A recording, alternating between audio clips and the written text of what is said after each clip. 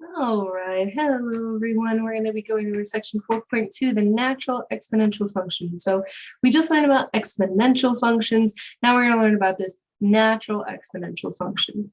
So when we learned about exponential functions in 4.1, we said any positive number can be used as a base for an exponential function. So in this section, it's all about using E, which is an actual number, we just call it E, but E is actually a naturally occurring number. We see it a lot in nature and just anything that naturally occurs. E is this really common number that just happens to pop up everywhere. And it's a special base. It's really convenient for applications that involve any type of calculus. So the number E is actually defined as this value of 1 plus 1 over n to the power of n. As n gets larger and larger and larger, going probably something towards infinity. You don't need to know this. This is just where we got this number E, or what we kind of assume that it is going to be defined as. And the actual decimal value of E is 2.71828, and that's rounded to 5 decimal places. So E is actually very similar to pi in the sense it is a never-ending number, so you typically round it to a certain amount of decimal places, and it is also a value that is logged into your calculator. Your calculator does have E like programmed into it, so you don't ever need to type in like 2.1828 or anything like that. You can just press the button that has E and it will calculate everything for you. But so we say, like again, with pi, E is this irrational number. It can't have its exact value written in decimal form. So rounded to 5 decimal places, E is about 2.71828. And something like E is used a lot in different types of applications. Anything that's really going to involve calculus or any type of like naturally occurring things, E is used all the time to help like model certain functions or outcomes or anything like that. And it's even used in things like architecture. E was actually a really big part of the math that was used behind building the St. Louis Arch, which is what we see in our picture right here. So this number E is a widely used number, especially when it comes to exponential functions. In fact, when we talk about exponential functions, we actually say that E to the power of x is the exponential function. When you talk about them, the exponential function is E to the power of x. But here we go. Here's our definition. The natural exponential function is the exponential function f of x is equal to E to the power of x. So it has base E. It's the exponential function. I can't say that enough. That's what it is normally known as. If you talk about exponential functions and it actually has a different base, it's better to define whatever that base is instead of saying, oh, it's just the natural exponential function, or like just the exponential function. So people are going to think you're talking about this one. So since this is our exponential function here, E we said was about 2.71828. You don't ever have to plug that value into your calculator. Like I said, your calculator has E programmed into it. So when we do our example, we'll see kind of where that is on our calculators. So you're always just going to be able to type E to like a power or E to the power of X or something like that. And here's what these graphs look like. We see that since we said E was about 2.71828, our graph of E, this red graph here, falls in between the graphs of y is equal to 2 to the power of x and y is equal to 3 to the power of x. Since E lies between the numbers 2 and 3, it's pretty natural that its graph would also lie in between those two exponential graphs as well. All right. Let's go ahead and evaluate some stuff. So we're going to evaluate each expression and round to 5 decimal places for each one. Part A, we've got E to the power of 3. Part B, we've got 2E to the power of negative 0.53. And then for part C, we've got E to the power of 4.8. So I suggest at this point pausing and writing these down. We're going to use our online calculator just as we did before in 4.1 and find these values. So, all right. All right, that first one there, we're going to do E to the power of 3. So we're going to make sure that we can plug this into our calculator here. And you should be able to see that E to the power of X right there. It should be really close to the button that says LN. And we'll be going over what that means in our next section. But you should have e to the power of x somewhere near the button ln. If you have this calculator, then that's where it is. If you don't, it's just going to be somewhere on there, somewhere similar. But so we're going to press that second button, and we're going to go e to the power. And so it logs it in, e to the power of something. We just got to fill this in now. For part A, we had e to the power of 3. So e to the power of 3. Finish off those parentheses, press enter. There we go. We've got 20.0855369.2. We're going to round that to 5 decimal places for our problems here. So you want to make sure to round it in this case to 20.08554. We're going to write this down kind of all at the end. We're going to plug these values into our calculator right now, so we know. Then our next one, we said this was 2 times e to the power of negative 0.53. So we're going to write 2. You don't really have to write the times. It's going to understand what you mean if you just write 2e, but 2 times, and then we got to get that e, so the second button, and then the ln button, which gives us the e. So e to the power of, in our case, negative 0.53. Finish up that parentheses, press enter, and there we go. We've got 1.77209939. We're going to round that to 5 decimal places. This is going to be 1.1772 and 1.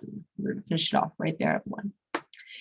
And lastly, part C, we want to look at e to the power of 4.8. So once again, we're going to click that second button, go down to the ln button, gives us that e to the power of, and then we'll type 4.8. Finish off those parentheses, press enter, and we get 121.5104175. Round to 5 decimal places. This is really going to be 121.51042. So this is how we're going to round these numbers off. So, all right, assuming that we've put it in our own calculators, we're just going to go ahead and write our answers down in our notes. All right, so here we are in our notes. We're just going to make sure to fill in our final answers here. We said for part A, e to the power of 3. This is going to be about 20.08554. Then we said for part B, 2 times e to the power of negative 0.53. This was going to be about, ooh, we got a sneak peek. But all right, part B, we got 1.17721. And lastly, part C, e to the power of 4.8. That was going to come out to about 121.51042. And these were those final values there, plugging those into our calculators. As a reminder, calculators. You want to plug in these values in your calculators. There is no way that you want to try and calculate these by, hand, brain, anything like that. Use the calculator. That's how you're going to be able to find those answers. So calculators are your best friends when it comes to all of chapter 4. So keep that in mind. There we go. We finished up example 1. So we'll head back over to our slides. All right, that finished up example 1. Now moving on, we're going to talk about continuously compounded interest. So we talked about compound interest in our last section 4.1, and we had a very specific function to that and everything. And we talked about the different compounding periods. That was that value of n. So we talked about the different compounding periods. How many times are we compounding per year? Once per year, 2 times per year, 365 times per year. Those were our compounding periods. Now we're looking at continuously compounded interest. This is the idea that compounding is continuous. It's instant for every moment. So it's not really any specific time, it's all the time. So the new equation gives us compound interest. It's compounded every instant or continuously. Continuously compounded interest. That's how it got its name. All right, here we go. So our equation for continuously compounded interest is calculated by the formula A of t is equal to P times e to the power of r times t. It looks like PERT. That's one way that a lot of people say how to remember it. It's by Pert. But anywho, we say A of t is the amount after t years. P is the principal, the starting amount. R is the interest rate per year. And T is the number of years. So you're not dealing with any ends anymore or anything like that because you're compounding all the time, and E is going to represent that. So our equation for continuously compounded interest is significantly shorter than our equation for just regularly compounded interest. So here we go. Let's do example 2. Which of the given interest rates and compounding periods would provide the best investment? We're looking for the best investment at this point. So we've got A, B, and C. A being 4.25% per year, compounded monthly. 4.25%, that's 4.25%. B, 4% per year, compounded continuously. C, 4.5% per year, compounded semi-annually. So we see the few different types that we're compounding monthly and semi-annually versus continuously, so that every moment, every instant type of compounding. So let's go ahead and head on over to our notes. All right, so we're being asked to compare the different rates and compounding times per year. And we're given these types of information and everything. But what we're not given is that we're not given how much we start with or really how many years. And the fact is that actually doesn't really matter. Whatever amount that you pick to start with and however many amount of years that you choose, the answer will always be the same. So you want to pick numbers that are going to be fairly easy. For us, let's just go ahead. We're going to say our principal is $1,000 and we're just checking after 1 year. So we're going to say that P is 1,000 and T is 1. That's how we're going to plug those values in. Then starting with part A, we said that we're trying to look at 4.25% of interest rate compounded. In our case, this is going to be monthly. So our rate is 0.0425. Remember, that's 4.25%. Our principal we've just picked as 1,000. N is going to be 12 for monthly. And T is just going to be 1. Like we said before, the values of your principal and the number of years don't matter. They just have to be consistent. They have to be the same for each part. But it doesn't matter what they actually are. You can pick 100, you can pick 1 for each. It doesn't really matter.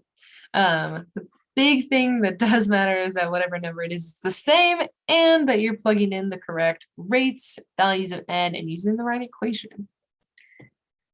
That being said, for part A, we're using the equation that we learned from 4.1. We're using A of T is equal to the principal times 1 plus rate or interest rate divided by number of times we compound per year to the power of the number of times we compound per year times the number of years. This is the equation of compounded interest, not continuously compounded interest. So this is the equation we're going to use. We're going to go ahead and plug everything in. We said we just picked our principal to be at about 1,000. Then our interest rate is going to be 0.0425 divided by number of times we compound per year, which is 12, and then to the power of 12 times 1, since that was the number of years. So we want to be able to plug this into our calculators. We've plugged these into our calculators before. We're going to show how to do it for part B. But since we need to do this in 4.1, we'll give you a moment to calculate it on your own in your calculator. And you should have gotten about $1,043.34. Ooh. There we go. So for an interest rate of 4.25% compounded monthly, we got, really a bonus of like $43.34. That's what we're looking at. Now for part B, we remember we're comparing. So for part B, we're comparing it to continuously compounded interest. So we've got, once again, principal of 1,000. Our rate was 4% in this case. So keep picking the wrong pens here. So 4% is going to be 0.04. This is continuously, so we don't have a value of n, and t is 1. So with continuously compounded interest in our equation that we just learned, this is going to be a of t is equal to principal times e to the power of r times t. Much simpler equation. So plugging our values in, we're going to have 1,000 times e to the power of r, which was 0.04, times t, which was 1. So really all we're plugging in is 1,000 times e to the power of 0.04. So we're going to go ahead, plug that into our calculators. All right, so we're looking at 1,000 times e to the power of 0.04, and in our case we said times 1. Finish off those parentheses, and we're going to get $1,000, $40, and about 81 cents in this case. So let's go ahead and put that in our notes. All right, so like we said, this was going to be about, we'll put our little squiggly lines here, about $1,040 and about 81 cents. So this was our value for continuously compounded interest in this case. And that was for the lowest interest rate. That was for the 4% interest rate. So lastly, we want to check out the value of our compounded interest kind of function here with our interest rate of 4.5% twice a year. So it's semi-annually. So let's go add that in real quick. This is 4.5% and semi-annually. So this will be the same function as part A. So we're going to use the same equation and formula and everything and just plug in our different values.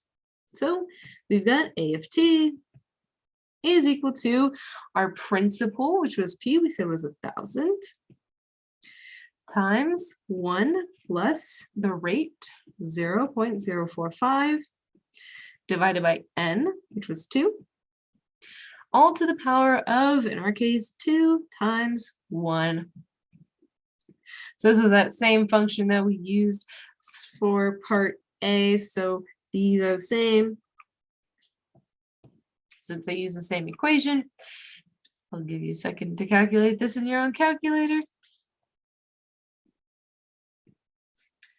And you should have gotten $1,045 and about 51 cents. So these were all three of our functions here in this case. And so we saw that for each one, they had, A and C had the same formula, but they had different interest rates and compounding times. And part B had a different, interest rate, and it was compounded continuously versus a set amount of times per year. And since we're comparing them, we want to know what's the best investment in this case. And that is going to be part C. This is our semi-annually at a 4.5 interest rate per year that we see there. So even though in theory continuously compounding interest would technically be the best because of how many times you're compounding, the number of times you compound as it increases, so will your return in that case. But we see that a higher interest rate really does offset the amount of times that you compound per year. A higher interest rate is always going to be better if you're making money and worse if you're owing it. So I always want to keep that in mind in this case. So that's kind of what we saw here, that higher interest rate, even though we compounded the least amount of times per year, that higher interest rate meant a lot more to us than the number of times we compounded per year. So, all right, that wraps up our second example then. Let's head on back over to our slides. So, all right, that wrapped up example 2. That wraps up section 4.2. So we learned about the number e, the natural exponential function, and continuously compounded interest. So since I wrapped up 4.2, we're going to move on to section 4.3, which is on the introduction of logarithms. So I'll see you all again in section 4.3.